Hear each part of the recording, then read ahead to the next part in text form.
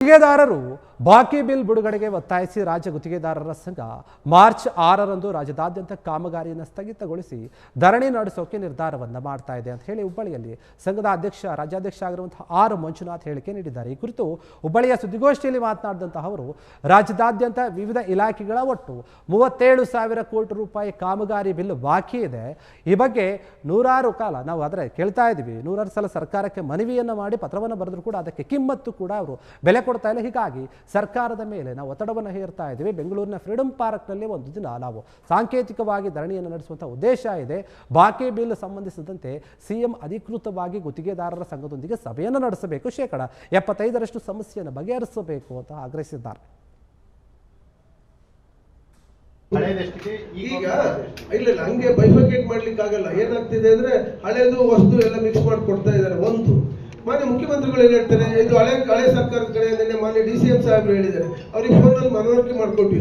ಹಳೆ ಸರ್ಕಾರದ ಕಡೆ ಅಂತಾರೆ. ಹಳೆ ಸರ್ಕಾರದ ಎಷ್ಟು ದಿನ ಹೇಳ್ತೀರಾ ನೀವು ಹಳೆ ಸರ್ಕಾರ ಅಂತ? 6 ತಿಂಗಳು, ವರ್ಷ, 2 ವರ್ಷ, 2.5 ವರ್ಷ ಆದ್ರೂ ಕೂಡ ಹಳೆ ಸರ್ಕಾರ ಅಂದ್ರೆ ಈಗ ನಮ್ಮನೆಯಲ್ಲಿ ಒಬ್ಬ ಯಜಮಾನ ಏನೋ ಅಚಾನಕ್ ಆಗಿರ್ತಾನೆ, ಏನೋ ಹೆಚ್ಚು ಕಡಿಮೆ ಆಗಿರ್ತಾನೆ. ನಾವುಗಳು ಹಿರೇ ಮನುಷ್ಯ ಆಗಿದ್ದರು, ಹಿರೇ ಮಗ ಆಗಿದ್ದರು, ಅವರು ನಾವು ಸಾಲ ಸೂಲ ಎಲ್ಲ ತೀರ್ಸೋದಿಲ್ವ? ನಾವು ಬಿಡ್ತಾರೆ ಯಾರಾದ್ರೂ ಸಾಲ ತಗೊಂಡರು? ಸೇವ್ರು ಕೇಳಿಸ್ಕೊಳ್ಳಿ. ಅಲ್ಲ ಕರೆಕ್ಟ್ ಅವ್ರದ್ದೇ ಹೇಳ್ತಾ ಇದ್ದೀನಿ. ಅವಾಗ್ಲೂ ಏನು ದುಡ್ಡಿಲ್ದಲೇ ಟೆಂಡರ್ಗಳು ಮಾಡ್ತಾ ಇದ್ರು, ಈಗಲೂ ದುಡ್ಡಿಲ್ದಲೇ ಟೆಂಡರ್ ಮಾಡ್ತಾ ಇದ್ದಾರೆ.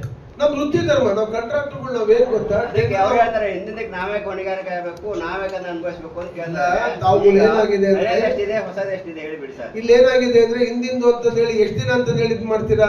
ಇವರು ಜವಾಬ್ದಾರಿ ತಗೊಂಡ್ಮೇಲೆ, ಮನೆ ಮುಖ್ಯಮಂತ್ರಿಗಳು ಜವಾಬ್ದಾರಿ ತಗೊಂಡ್ಮೇಲೆ ಹಳೇದೋ ಹೊಸದೋ ಕಳ್ಳನೋ ಸುಳ್ಳನೋ ನಾವು ಮಾಡಿರ್ತಕ್ಕಂಥ ಅಭಿವೃದ್ಧಿ ಕೆಲಸಕ್ಕೆ, ನಾವು ಮಾಡಿರ್ತಕ್ಕಂಥ ಬಿಲ್ಗಳಿಗೆ ಅವ್ರು ಪೇಮೆಂಟ್ ಕೊಡೋ ಜವಾಬ್ದಾರಿ ಮಾನ್ಯ ಮುಖ್ಯಮಂತ್ರಿಗಳದ್ದಾಗಿರುತ್ತೆ. DCM ಸಾಹೇಬ್ರು ಹೇಳಿದ್ರು, ನಾವು ಹೌದು ಕಾಂಟ್ರಾಕ್ಟರ್ ವೃತ್ತಿ ಬಿಟ್ಟು ನಾವೇನ್ ಮಾಡಕ್ ಸಾಧ್ಯ? ಬೇರೆ ಏನೂ ಮಾಡಕ್ಕಾಗಲ್ಲ. ಆ ವೃತ್ತಿನ ಧರ್ಮ ನಿಮ್ ನೋಡ್ರಿ, ಪತ್ರಿಕೋದ್ಯಮಿ ನಿಮ್ ವೃತ್ತಿ, ನೀವು ಇದನ್ನ ಬಿಟ್ಟರು ಕೂಡ ಕೊನೆ ನಿಮ್ ಶಕ್ತಿ ಇರೋವರೆಗೂ ನೀವು ಮಾಡ್ತೀರಾ. ಅದೇ ತರ ನಾವು 1 ಲಕ್ಷ ಜನ ಸಿಗಿಸ್ಬೇಡಿ ಪ್ಲೀಸ್. ನಮ್ಮಲ್ಲಿ ಏನಾಗ್ತಿದೆ, ಆ ನಗರಾಭಿವೃದ್ಧಿ ಇಲಾಖೆ ಫಾರ್ ಎಕ್ಸಾಂಪಲ್, ಅಲ್ಲೂ ಅಷ್ಟೇ ಪ್ಯಾಕೇಜ್ ಸಿಸ್ಟಮ್ ಮಾಡ್ತಾರೆ, ಅಲ್ಲೂ ಜಾಸ್ತಿ ಇದೆ. ಮಧ್ಯವರ್ತಿಗಳಿಂದ ಸರ್ಕಾರ ನಡೆಸ್ತಾರೆ ಮಾನ್ಯ ಸಚಿವರು, ನಗರಾಭಿವೃದ್ಧಿ ಇಲಾಖೆ ಸಚಿವರು. ಅದನ್ನ ತಮ್ಮ ಮುಖಾಂತರ ಅದನ್ನ ಸಾಹೇಬ್ರು ಗಮನಕ್ಕೂ ತಂದಿದ್ದೀವಿ. ಜಾಳ ನಿರ್ಣಯ ಅನುಭವಿಸ್ತಿದ್ದಾರೆ ಸಾಹೇಬ್ರು, ಯಾರು ಮಾನ್ಯ ಮುಖ್ಯಮಂತ್ರಿಗಳು. ಇದೆಲ್ಲ ವಿಷಯ ಗೊತ್ತಿದ್ರು ಸಹ ಜಾಳ್ಮೆಯಿಂದ ಅವ್ರು ಸುಮ್ಮನೆ. ಕ್ಷಣ ಕ್ಷಣದ ಸುದ್ದಿಗಳಿಗಾಗಿ ಫ್ರೀಡಂ ಟಿವಿ ಸಬ್ಸ್ಕ್ರೈಬ್ ಮಾಡಿ, ಲೈಕ್ ಮಾಡಿ ಹಾಗೂ ಫಾಲೋ ಮಾಡಿ. ಹೊಸ ಸುದ್ದಿಗಳ ನೋಟಿಫಿಕೇಶನ್ಗಾಗಿ ಬೆಲ್ ಐಕಾನ್ ಮೇಲೆ ಕ್ಲಿಕ್ ಮಾಡಿ.